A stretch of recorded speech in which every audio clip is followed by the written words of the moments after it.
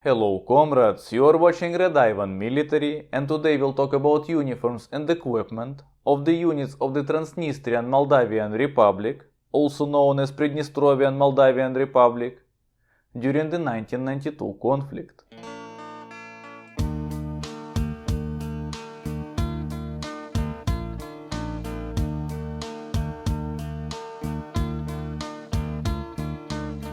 But before we begin, don't forget to subscribe to this channel, put like and share this video with your friends. The Transnistrian Moldavian Soviet Socialistic Republic, or PMSSR, declared independence from Moldavia on September 2, 1990, essentially still within the existence of the Soviet Union.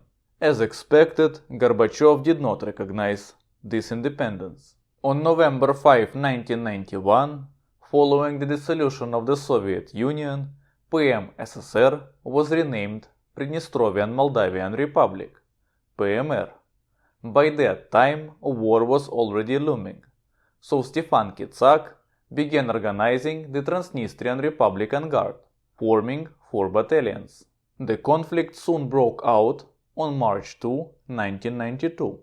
The hot phase of the conflict ended on August 1st of that year, but the cold phase has been simmering ever since. Throughout the conflict, volunteers from Russia and Ukraine poured into Transnistria to defend the Slavic population, which constituted the majority in the republic. Today it's often forgotten that Ukrainian language was and still is the third official language in Transnistria, with ethnic Ukrainians making up to a third of the population of the republic. So the Moldavian government's decision to set the Moldavian as the only official language in the republic was an infringement upon the rights of both Ukrainian and Russian-speaking population. That's why the war in Transnistria was a unique conflict where on the same side you had the Black Sea Cossack host and the you now saw Girkin Strelkov and Karchinsky, who will then fight each other in Donbass. On July 23, General Lebed arrived in Transnistria to stop the losses within the Russian contingent in the conflict zone. We will also discuss the uniforms of the members of the 218th Special Force Battalion, which provided security to Lebed, as this was the only Russian unit of that time using some interesting locally made Transnistrian vests, although they did not directly participate in the conflict. It is important to understand that in such conflicts, when a new state is forming, there is a rarely standardized uniform. Instead, people mostly use leftover gear from the previous regime, mixed with purchased or improvised items. And only in rare cases, as seen in the Serb Republic and Transnistria, there were even some locally produced items. Therefore, regardless of the nationality, religion, or political affiliation, all units first wore Soviet equipment and leftover Soviet uniforms, and only then could add something locally made, or commercially available, or even handmade, as well as symbolic or representative elements, like for example Mazepenka cap used by UNAUNTSO units, or traditional peaked cap utilized by Cossacks. During the conflict, Transnistrian side included the following forces: Transnistrian Republican Guard units, Territorial Rescue Detachments or TSO, this is abbreviation in Russian, Территориальные спасательные отряды, Special Forces of the Ministry of Internal Affairs, MVD, and State Security Ministry, MGB, the People's Militia, militia in the classical meaning, not Soviet police units, however Soviet police units were also involved, the Black Sea Cossack host, and UNAUNTSO units, as well as individual volunteers who were integrated into the aforementioned units. We'll try to discuss every unit broadly, only occasionally going into details where it's needed, and we will start with caps. And again, most popular were Soviet caps. First of all, of course, sandy color Afghanka cap, like you could spot on the pictures from the Afghanistan war, but also its derivatives in Berezka camouflage pattern, which is officially named Zebra 1 by the way, and Butan camouflage pattern, which is officially named Zebra 2.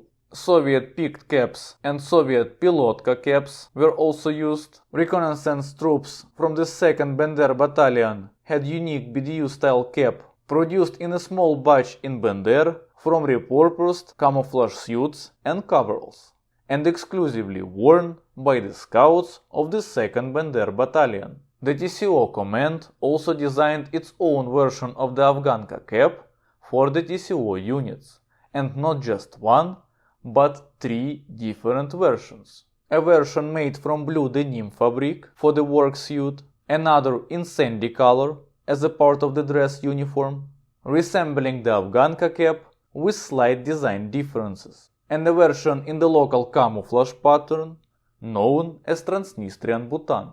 Additionally, there was a Rosm camouflage cap without ear flaps. We'll discuss the Rosm camouflage pattern later in the uniform section. Red headbands. Cossacks wore peaked caps, while UNAUNTSO troops had Mazepinka caps, black berets, and black headbands. Regarding the MGB and MVD units, Cobra unit wore Krapovy beret, while Dniester wore black beret. Uniforms. Let's start with the Transnistrian Republican Guard. Republican Guard units primarily wore Soviet Afghanka uniforms in sandy color, as well as Soviet two-piece masking suit in Berezka pattern. However, other Soviet uniform samples also appeared occasionally.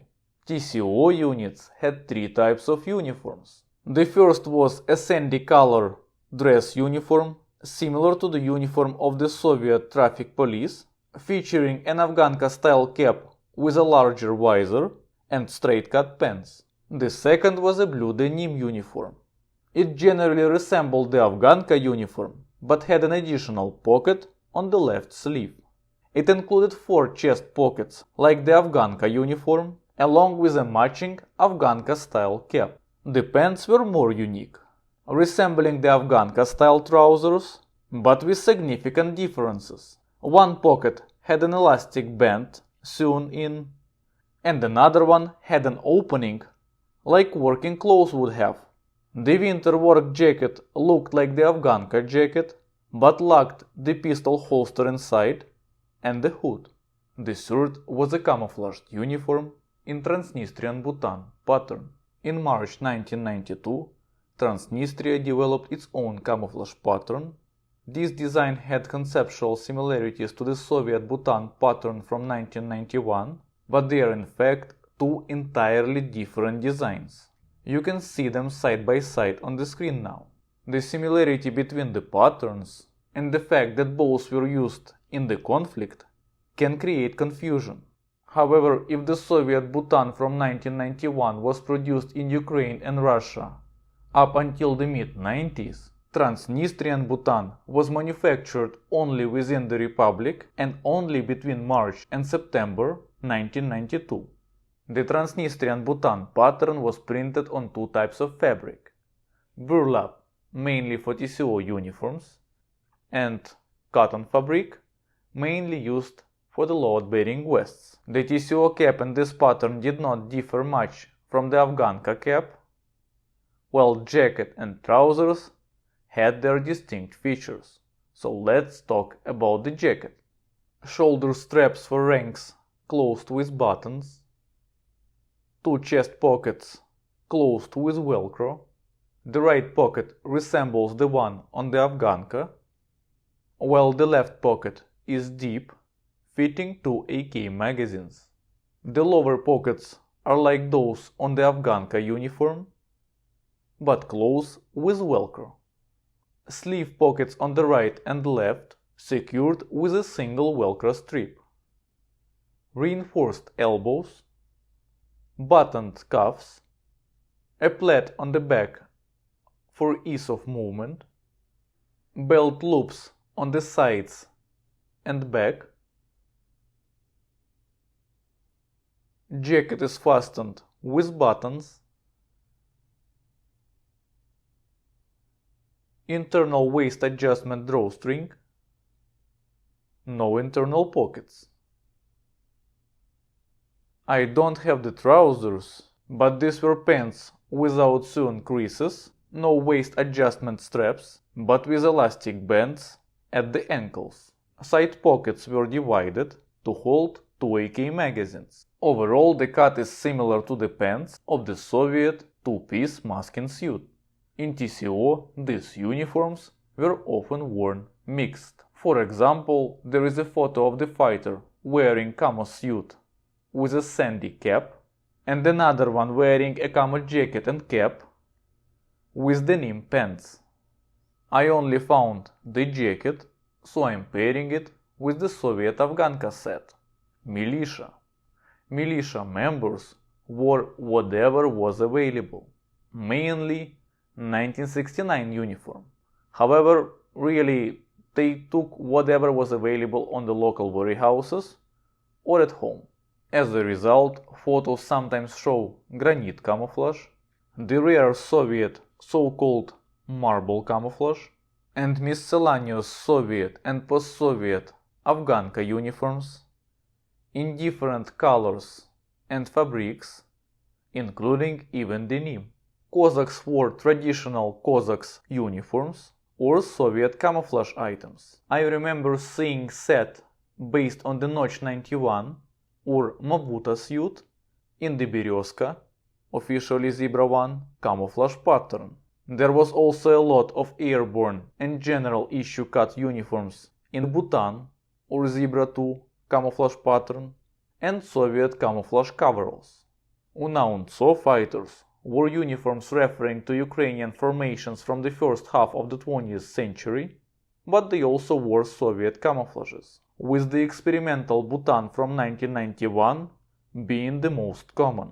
This was a working uniform without reinforcements on the knees and elbows. According to Transnistria magazine, these were locally produced sets purchased in Kiev.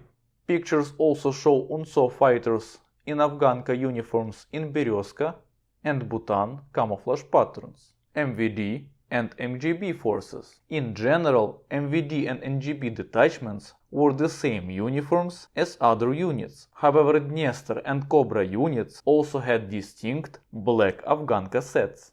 Dniester and TCO units also used Rosm uniforms, a tricolor camouflage known among collectors as Varenka, with a cut similar to the Afghanka uniform, but without the left sleeve pocket. This is another Transnistrian camouflage appeared in 1991. Initially, this camouflage was worn by the Rosm units, but with the start of the conflict, when Rosm units were disbanded, some of their fighters joined TCO or Dniester, bringing their uniforms with them. Russian 218th Special Force Battalion. The soldiers wore either two-piece Soviet masking suits or field paratrooper suits in the Butan pattern. At that time, the Butan pattern most commonly appeared in the third cut, although the first cut has been occasionally utilized. For the first cut suits, the epaulets were sometimes cut open to allow the rank placement. For a more in-depth look at the history of Afghanka uniforms, check out another video on my channel. There was no military footwear production in the region, but photos often show Soviet army jackboots and Soviet military ankle boots. I managed to identify two main types of the ankle boots, either the lighter model called облегченки or the 1981 model boots known as деревяшки, like this. Soldiers frequently wore sneakers, both from local Transnistrian production and foreign brands, which is why I use Adidas Gazelle. Locally produced work boots were also used. Insignia. We'll discuss only the most interesting ones, and we'll start with purely Transnistrian. The Rosm badge, initially developed for the Rosm units, this badge was widespread in many units during the conflict. Patches with PMR flag, TCO patches, a unique version of the OMON patch without the Soviet hammering sickle. For the identification purposes, initially Transnistrian forces used white bands made of bandages, which is a Soviet tradition. However, once they found out that Moldavian troops doing exactly the same, because they also consist of the Soviet officers and enlisted, they switched to the red bands. The first red bands were homemade, but they were quickly replaced with the factory-made version, as the homemade ones tended to twist easily and were inconvenient. Soviet insignia was also used in the conflict, particularly Soviet cockades and belts with the Soviet buckle. The Cossacks wore imperial cockades, and the UNAUNSO fighters had their specific patch on the left sleeve, and wore cockades with a trident even before an official Ukrainian army cockade was introduced. Occasionally, a cockade from the times of the Ukrainian People's Republic appeared, mostly seen on Mazepinka caps. Load-bearing equipment.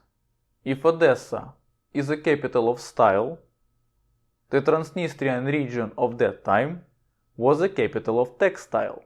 Many vests, many vests were used in the conflict, and their design varied significantly.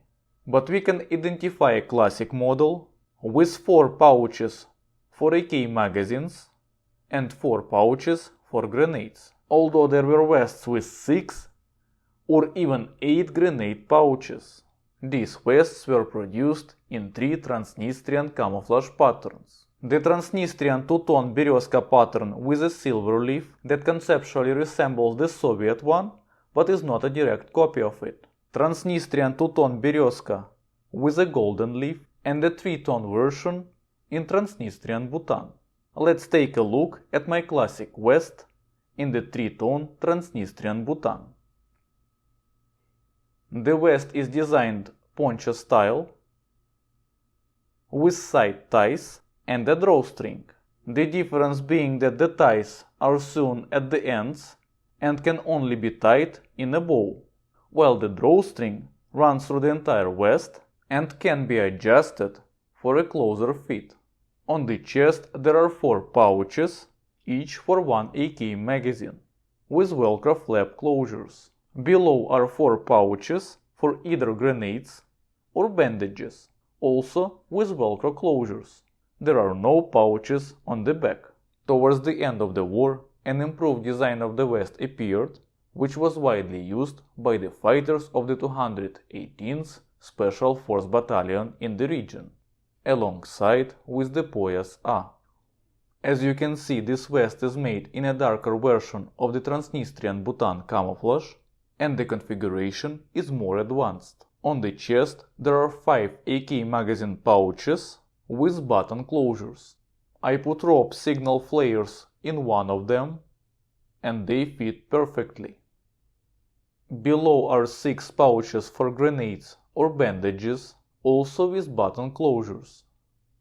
There is an additional grenade pouch on each shoulder, with a split in a flap, also closed with buttons. There are ties and drawstrings on the sides. The back includes 2 pouches for RPK magazines, however you'll need the help of your battle buddy to use them. Transnistrians also produced chest rigs with 4 magazine pouches and 2 grenade pouches. And there was also an advanced version of the chest rig with 3 pouches for magazines, each can hold 2, 4 grenade pouches and 2 additional divided pouches, according to some for pistol magazines, according to others for grenade fuses. Additionally, this chest rig was equipped with shoulder pads and loops to attach the belt for GP-25 projectiles. Note that all loops were made from the Soviet trouser belts. We discussed these vests in a video about GRU Special Forces during the First Chechen War, since one fighter wore this exact model. There was also a production of the 3-color chest rigs with a single utility pouch, as well as factory-made vests in civilian suit fabric and denim fabric. Actually, there were way more vests than what we just discussed, but we do not have all day listing them. We just discuss the main models. Body armor. Of course, the classic Soviet Army models were used: 6B3, 6B4 and 6B5. Additionally, the police body armor vests called Kara were also utilized. Surprisingly, 6B4 body armor vest was the most popular in this conflict, followed by 6B3. But I am using the 6B5 body armor vest with my Republican Guard gear setup. In general, the body armor vests are rarely seen on the pictures and were primarily used by the MVD Special Force units and sometimes the Republican Guards.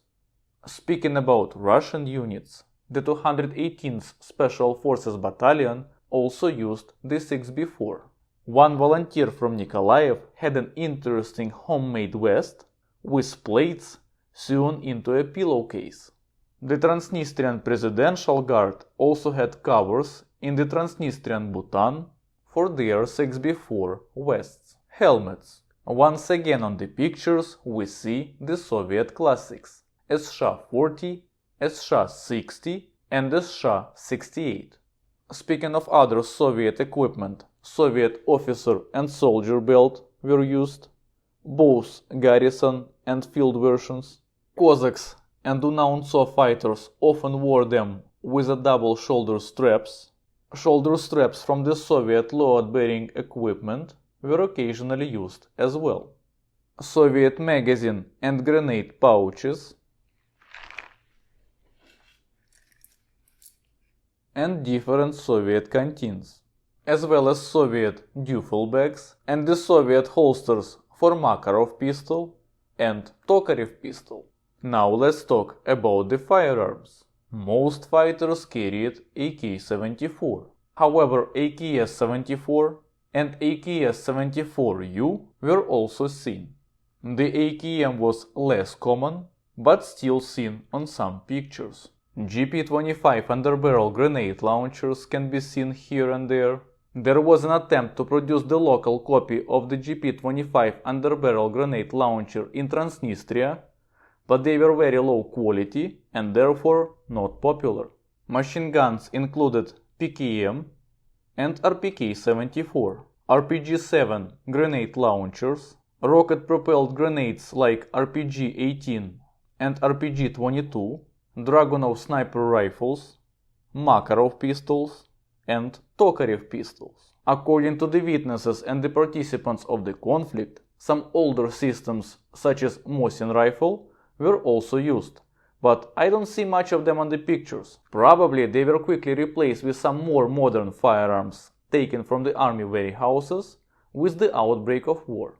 Most of the automatic rifles in the conflict were chambered in 545, making even the AKM relatively uncommon. There were also rifle grenade launchers made in Transnistria. By the way, notice this Romanian handguard on the AKS-74. And 6H4 bayonet appeared often in the conflict. Now let's see how it all looks together. And today I prepared for you 4 loadouts. First one is a soldier of the Transnistrian Republican Guard. Second one is a TCO fighter. Third one is a Cossack from the Black Sea Cossack host. And finally, a soldier of the 218th Special Force Battalion.